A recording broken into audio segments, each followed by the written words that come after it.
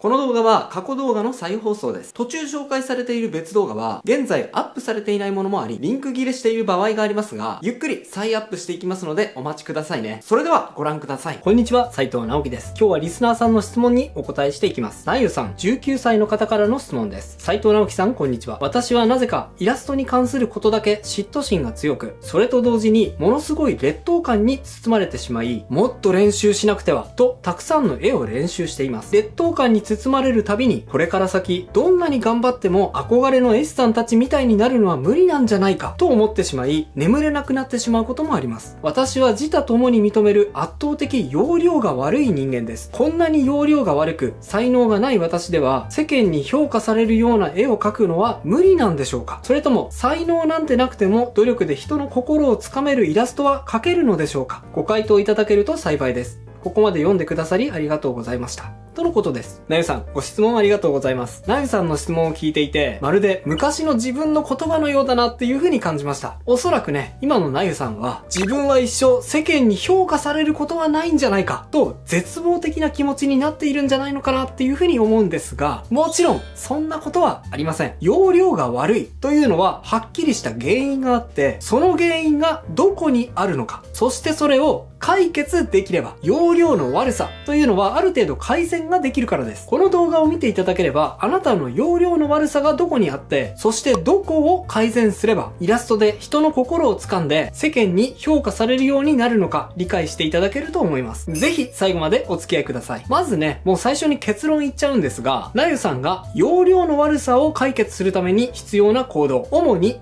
3つあると思います。ゴールを決めよう。徹底的にパクろう。今の自分を認めよう。です。順番にお伝えしていきますね。ゴールを決めよう。まずですね、容量が悪い人がやってしまいがちな練習として、こういうのがあります。よーし、とにかく絵が上手くなりたいから、いっぱい練習するぞって。なゆさんもですね、これやっているっていう風におっしゃってましたが、ですね、言いにくいんですが、これ、間違いです。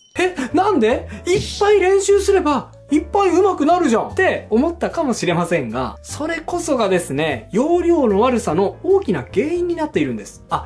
完全に間違いじゃないかもしれませんね。例えば仮にですね、あなたが無限に生きられて、そして無限に時間があるなら、その練習方法はありだと思います。ですが実際は僕らに与えられた時間というのはそう多くはありません。しかもその少ない時間の中で世間に評価されるような絵が描きたいと思ったとしたら、その練習のやり方じゃ遅すぎるんですね。容量の良さというのは言い換えれば、成長の速さ、人に認められるまでのスピードだからです。じゃあどうすれば要領よく成長していけるのか。それはゴールを決めることです。ゴールが決まっていないと練習しても的外れな練習になってしまうことが多くなってしまうからですね。いやいや、ゴールは決めてるよ。私はプロになりたいのっていう人もいるかもしれませんが、もっとです。もっと具体的に決めてください。プロになるでは、まだちょっと曖昧な部分が多いんですね。例えばそうですね、1年以内に初音ミクの案件を依頼されるとか、卒業したらこのゲーム会社に就職するとか、今のところ思いつく限りのかなり具体的なゴールを設定するのが大事です。コミケに出展して同人誌を100部売り切るとか、3ヶ月以内にイラストで1000いいね取るとか、そういうのでもいいです。ポイントは、これを公言して、もし達成できなかった場合、結構恥ずかしいなって自分で思うかどうかですね。恥ずかしいっていうことは、それだけごまかしが効かないような具体的な目標にできているっていうことですから、それぐらい具体的なゴールを設定すること。これが重要です。もちろんね、なゆさんは19歳ということなので、今の時点ではこれが私のゴールですなんてね、言い切ることができる目標を立てること自体難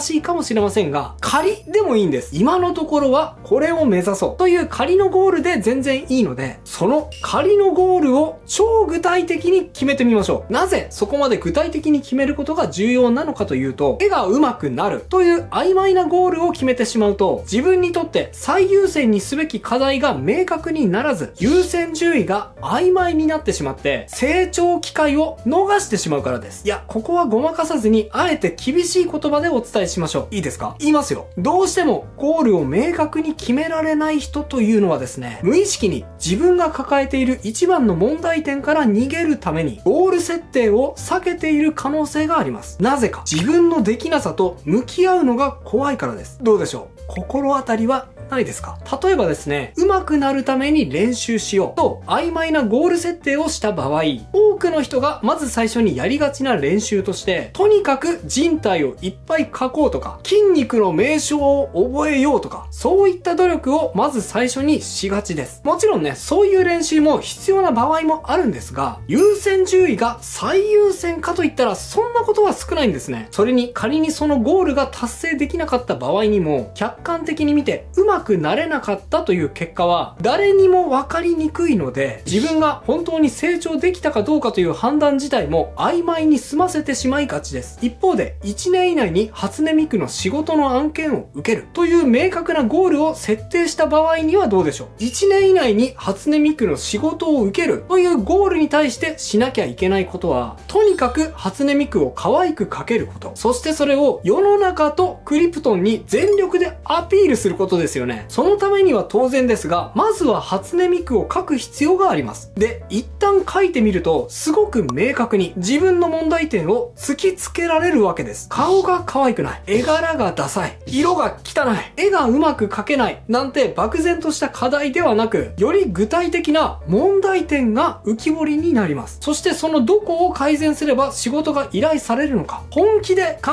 えざるを得なくなると思うんですね。その具体的な問題解決の連続こそが、なゆさんを要領よく成長させてくれると思います。もしゴールできなかったら恥ずかしいなという気持ちもですね、なゆさんの成長を助けてくれると思うんですね。もしかしたらね、問題が明確になる分、すごくダイレクトに心がきつくなるんじゃないかと心配になるかもしれませんが、意外なことにそうではありません。むしろ逆に努力の方向性が明確になった分、あとはそれをやるだけ。とってもシンプル。問題点が曖昧な時のモヤモヤ感がなくなり、圧倒的に心が軽くなると思います。それに例え、実際にゴールが達成できなかった場合にすら、具体的にゴールに向かって筋道を立てて問題解決を試みた経験というのは、段違いになゆさんの力に直結します。たとえ第一目標が達成できなかったとしても、なゆさんが求めている世間からの評価には確実につながる。僕はそう思います。徹底的にパクろう。なゆさんは自分のことを容量が悪いとおっしゃっていますが、本当に容量が悪いかどうなのか、どのように容量が悪いかは確認することができないので、これが当てはまるかどうかはちょっとわからないんですが、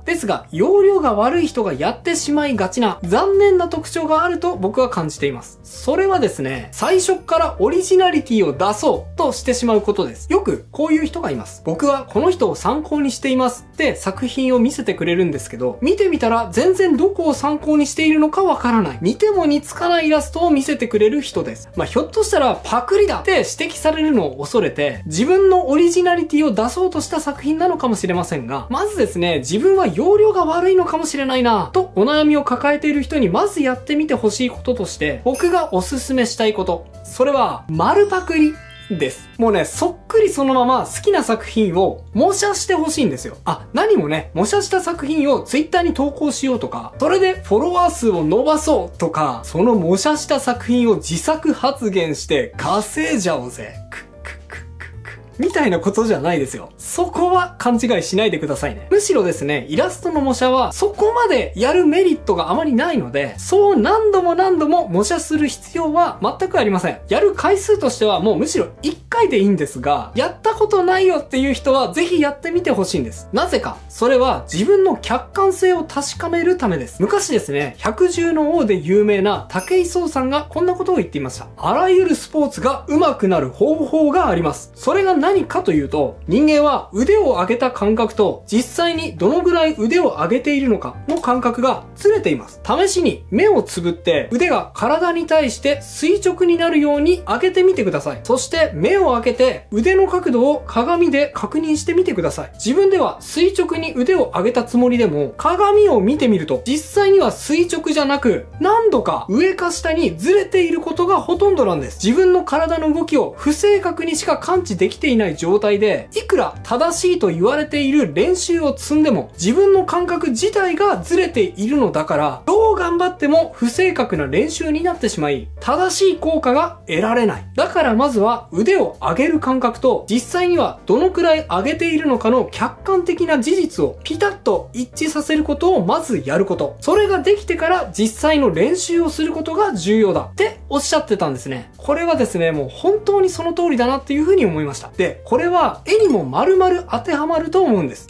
例えばこれはですね、僕が以前に作者2さんの絵を模写したものなんですが、コメントではですね、すごい人間コピー機じゃんとか言われてですね、それはそれでありがたかったんですが、僕からするとですね、この絵とこの絵って全然違うように見えてるんですね。例えばね、こことかこことかずれてますし、そのずれの連続でそもそも印象自体が違ってます。動画にすることが目的だったので、時間の関係上どうしてもあの時はここまでしか寄せられませんでしたが、本当に真似しようと思ったら、もっとよく見てさらに寄せていく必要があるなっていうふうに思うんですね。例えばこれもですね、以前にやった絵を寄せていくっていうチャレンジだったんですが、左右よく見比べてみると顔のバランスが微妙にずれているので、ちょっと年齢感がね、左右で違って見えると思います。そう言われてみれば多くの人がその違いを認識できるはずだと思います。でもね、こういうことって他人事だと冷静に判断できるんですが、自分事になってくると途端に主観的になってしまって、冷静に判断できなくなってしまうんですね。でもですね、自分が要領があまり良くないと思っている人の多くは、こういった模写をしてみても、ここまで似せられていないのにもかかわらず、似せられたと認識しちゃっている人がとっても多いです。自分の認識と自分が描いたものがどう見えているのか、この認識がずれてしまっているんですね。それはつまり武井壮さんが言う、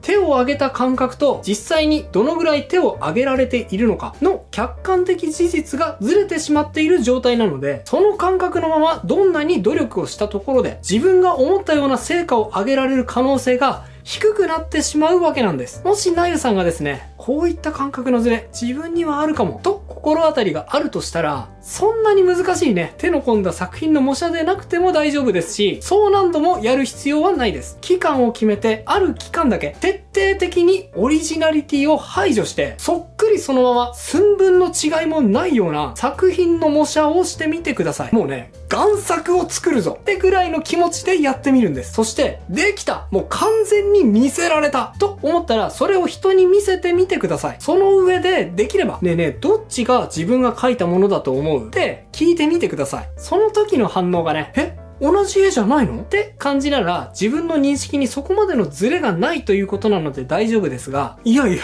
こっちでしょ、何言ってんのって即答されたら、めちゃくちゃ感覚がずれているっていうことなので、さらに今描いた絵と元の作品見比べて、どこが違っていてどう直したら同じに見えるのか、それを考えることで認識のズレが補正されていき、なゆさんがおっしゃる容量の悪さ、その大きな原因の解決につながるはずだと思います。と、ここまでお伝えしてきたこと、おそらくなゆさんにとっても聞いていた方にとっても自分自身に心当たりがあったら結構厳しい言葉ばかりだったかもしれません。でもその言葉に嘘はありません。なゆさんが抱えている問題に対してまっすぐと僕の実感を持って効果的な解決法をお伝えしてきたつもりです。今の自分を認めよう。とはいえ、僕がなゆさんに対して今回一番伝えたいこと、それはですね、実は別にあります。僕がなゆさんにとって今一番必要だなと思うこと。それは今の自分を認めてあげようということです。なゆさんは自分のことが好きですか？自分の描く絵は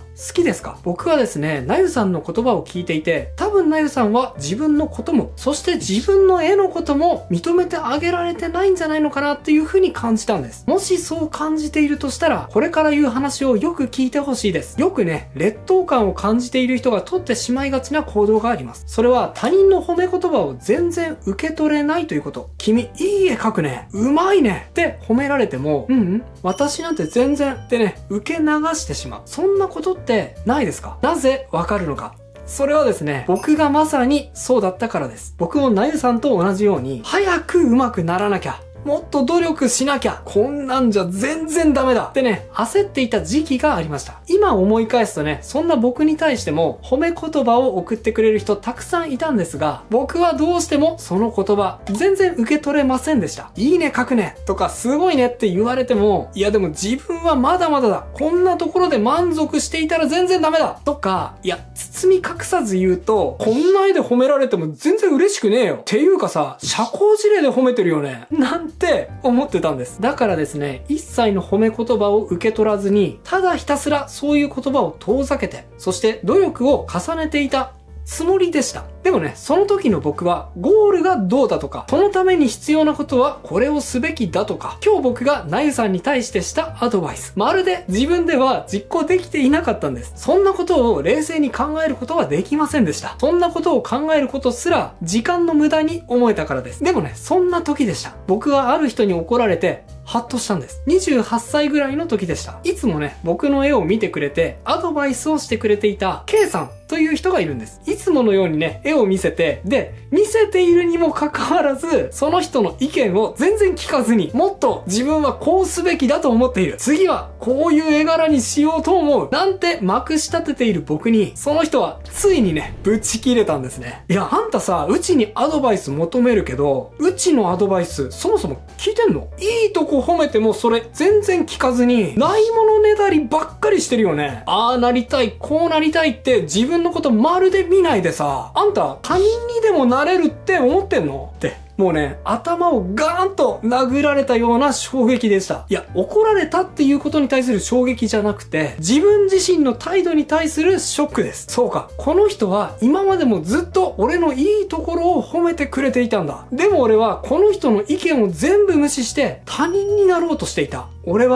俺にしかなれないのに、この人はそんな俺のいい部分を褒めてくれて、そこを伸ばそうとしてくれたのに、その思い、俺全部踏みにじっちゃってた。それが分かった時、ものすごい後悔が溢れてきました。今までその人が自分に対して送ってくれていた褒め言葉、全部受け取れていなかった自分に対する不甲斐なさにやっと気づいたからです。でも、それと同時に強く、こうも思いました。そうか、自分は褒め言葉なんて受け取る資格はないと思い込んでたけど、でもそんな情けない俺に対しても、この人はずっと褒めてくれていたんだって。不完全でも認めてくれていたんだって。だったら自分は今のままでも十分に価値があるのかもしれない。ないものねだりをして他人になる必要なんて全くない。俺は俺のままでいいのかもしれないってね、やっと思えたんです。そう思えたらですね、じゃあ今の自分のままでどうやったらもっと価値を高めていけるのか、今の自分のままでどうやったらもっと周りの人たちに喜んでもらったり楽しんでもらったりできるような存在になれるのかということを初めて前向きに考えられるようになったんです。なゆさんは周りに自分のことを褒めてくれる人っていないでしょうか？そしてその人たちがくれる褒め言葉をなゆさんはもしかしたら自分はもっとできるはずなんだ、こんな絵で褒められても嬉しくないなんていう思いから受け取れてないんじゃないでしょうか。そして何よりも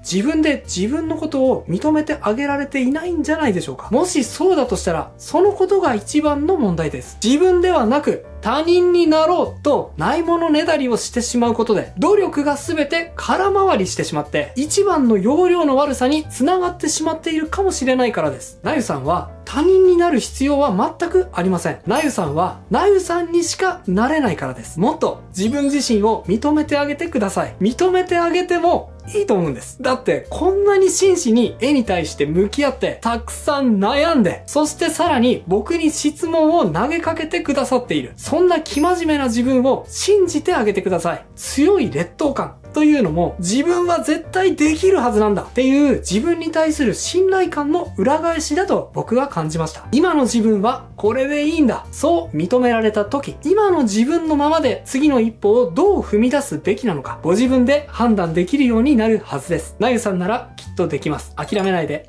応援しています。以上が今日僕が伝えたかったことです。いかがだったでしょうか？また一方でですね、褒められるのを素直に受け取って素直に喜んでいると厄介なんですけど、そういうのを羨む人も出てきちゃうんですね。なんかあいつさ、最近調子乗ってねみたいに。そんな言葉が気になった方はこちらの動画、あいつ調子乗ってるよねとクリエイターが言われた時の対処法がおすすめです。役立つ情報を皆様に忘れずにお届けするために、ベル通知オンの設定もよろしくお願いします。それではまた次回の動画でお会いしましょう。バイバイ。